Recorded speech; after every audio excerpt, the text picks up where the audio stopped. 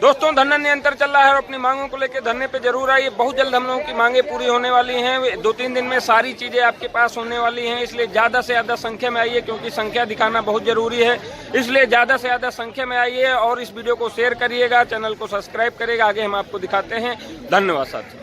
आश्वासन नहीं, शासनादेश चाहिए, आश्वासन नहीं, शासनादेश चाहिए, आश्वासन नहीं, शासनादेश चाहिए। आवाज लगाओ जोरों से, समित बचाओ चोरों से, आवाज लगाओ जोरों से, समित बचाओ चोरों से। भ्रष्ट अधिकारियों होश में आओ, होश में आओ, होश में आओ। ब्रजेश सुवाडोर जी, ननेड़ जी, सभी लोगों का हार्दिक अभिनंदन एवं स्वागत है। कमल वाल्मीकि भाई का मैं मंच में स्वागत करता हूं।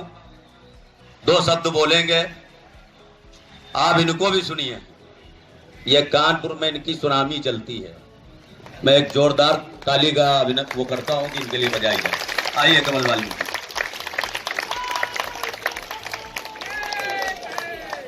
धन्यवाद।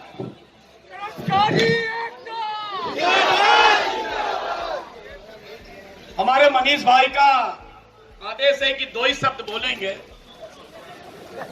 और 2 शब्द में मैं देख रहा हूं कि 86 दिन से बैठे हमारे भाई और हमारी बहनें, और इतनी कड़ाके की ठंड थी, उस वक्त आप यहां पर बैठे थे और इस सरकार ने उस विषय पे, आपके विषय में, आपकी मांगों के विषय में नहीं सोचा। ये 1857 की क्रांति नजर आती है आपके अंदर। वो जोश, वो जनसराफ आपने लाके रख दिया उत्तर प्रदेश के अंदर कि सरकार को मजबूर होना पड़ रहा है और आपके सामने निगाहें मिलाने के लिए कमजोर पड़ रही है। बशर्ते इसलिए वो हम आपके बीच में आना नहीं चाहती हैं।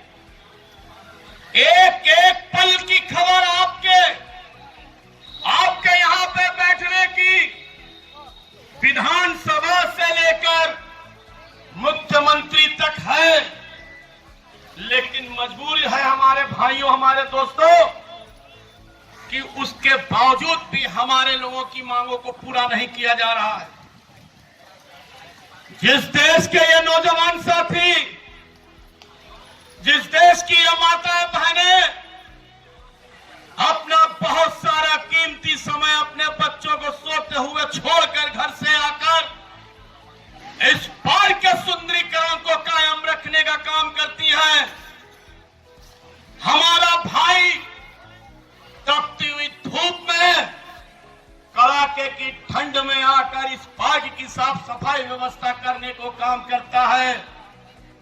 उसके बावजूद मौजूदा सरकार के द्वारा उसका अगर पूर्ण रूप से अगर उसका हमें फल नहीं मिलता तो उसका दोषी उत्तर प्रदेश सरकार है। इसलिए मेरे नौजवान साथियों, मेरी माताओं बहनों, 86 दिन आज तक किसी ने भी आंदोलन नहीं किया। 86 दिन धरने में वही लोग बैठते हैं जो क्रांतिकारी होते हैं, जो मजबूर होते हैं, जिनके अंदर दर्द होता है। आज हम अपने बच्चों का भविष्य बनाने के लिए, अपने घर परिवार को चलाने के लिए हम इस तपती हुई कड़ाके की ठंड से शुरू करा बैठना, और आज ग्रीष्म यानी कि तपती हुई धूप आने लगी, लेकिन इस सरकार ने नहीं सुना। इस सरकार से इतना ही मैं कहूंगा कि ना पूछो हाल इनका, ना खुलवाओ जुबान इनकी, कलेजा कांप जाएगा जब सुनोगे दास्तां इनकी, जब सुनोगे दास्तां इनकी।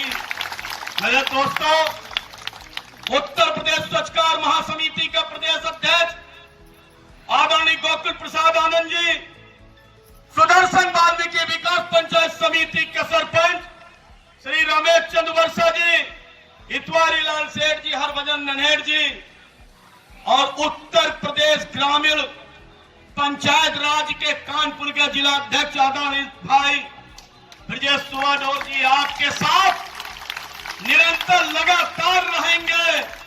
जब आदेश होगा हम रोड में पैदल मार्च कर हम अपना ज्ञापन प्रमुख सचिव को देने के लिए कहेंगे।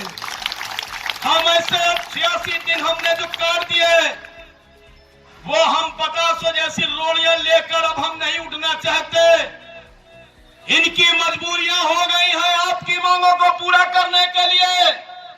कुछ समय के बाद आचार संहिता लागू हो जाएगी और लोकसभा का चुनाव होगा और एक तरफ हमारा ये भाई और माताओं बहनें विरोध पर बैठे होंगे।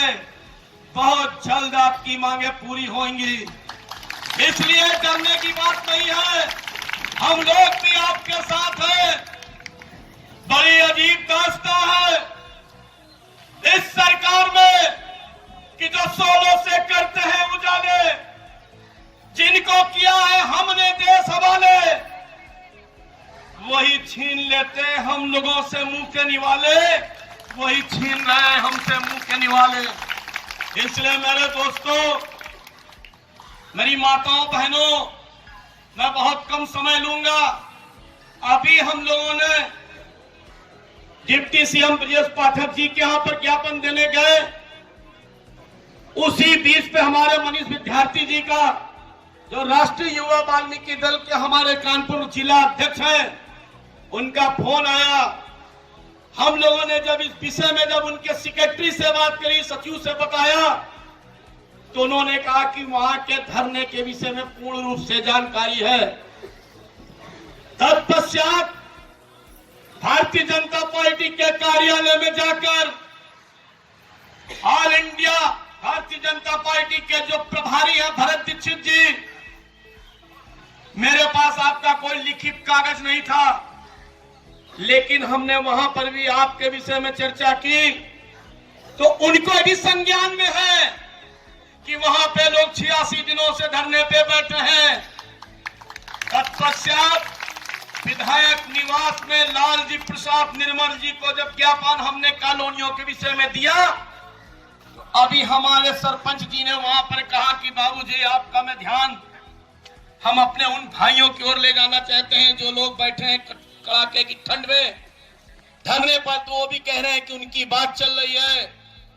उससे मुझे ये खुशी हुई, वो हर्ष व्यतीत हुआ कि आज मेरे भाइयों ने अपनी ताकत के दम पर इन मंत्रियों के कान में खजवाने का काम कर दिया है।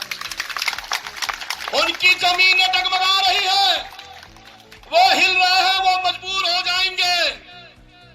हमें बहुत जल्द रणनीति बनानी होगी। अगर ये नहीं सुनते हैं तो हमें पदयात्रा के माध्यम से प्रमुख सचिव को ज्ञापन देने का काम करेंगे, वरना राज्यपाल को घेरने का काम करेंगे। इसी के साथ मैं अपनी बात को समाप्त करने के लिए बात करते हुए एक शेर कहूंगा कि वक्त की कड़ी धूप है तो कोई बात नहीं, आजमाइश की घड़ी है तो कोई बात नहीं, मंजिले मकसूद को पहुंचेंगी जरूर, सामने मौत भी खड़ी हो तो कोई बात नहीं, सामने मौत भी खड़ी हो तो कोई बात नहीं। आप सभी को नमन करता हूं, प्रणाम करता हूं, अपनी बहनों के ऊपर चरण स्पर्श करते हुए मैं धन्यवाद देता हूं और आपकी क्रांतिकारी और जज्बा को देखकर उन्हें मैं नतमस्तक होता हूं। जय हिंद, जय क्रांतिकारी भाई।